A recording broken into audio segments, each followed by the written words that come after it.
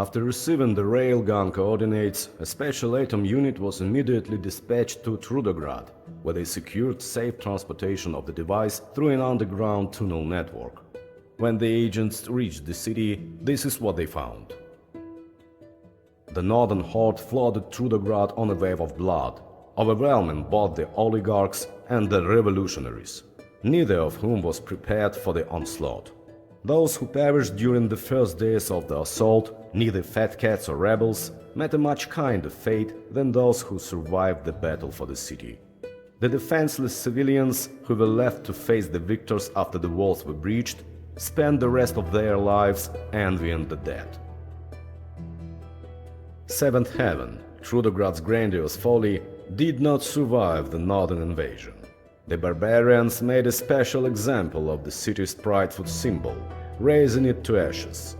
As artillery fire rained down upon the mighty cupola, every citizen of Trudograd, from ex-politician to policeman to vagabond, was finally truly equal. Or at least they were equal in their struggle to survive the violent, noxious streets of the ground-level districts.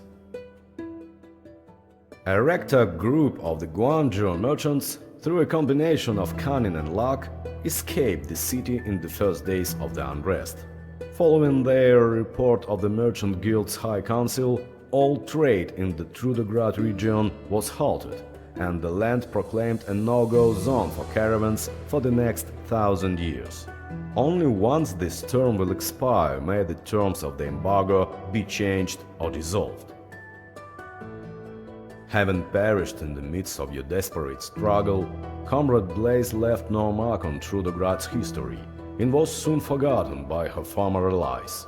But you can't blame them for this oversight, for none of them ever saw that hero of the revolution the way you did, when the two of you were comrades in arms. Her name, her fighting spirit and her naive sincerity will always be a part of you. Through you, at least, Blaze will enter that bright future for which you both toiled.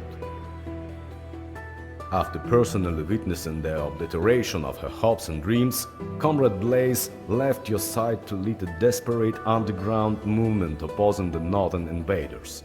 Alas, the resistance was short-lived.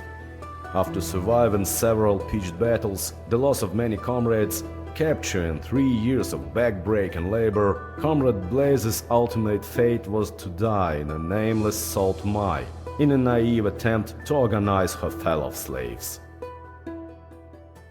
Hexogen, both a man and an epoch, a senile octogenarian and fierce soldier who called himself your father with neither your consent nor any basis in truth, died as he lived, in an uphill battle against overwhelming opposition without really knowing why.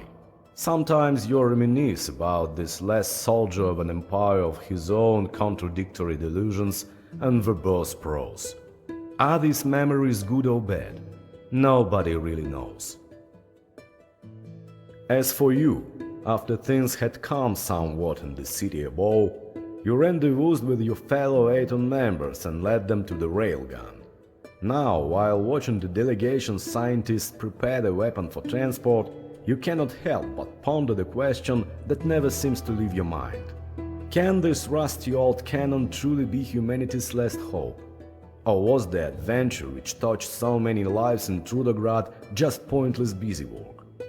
It seems your quandary must go unanswered, at least for the time being.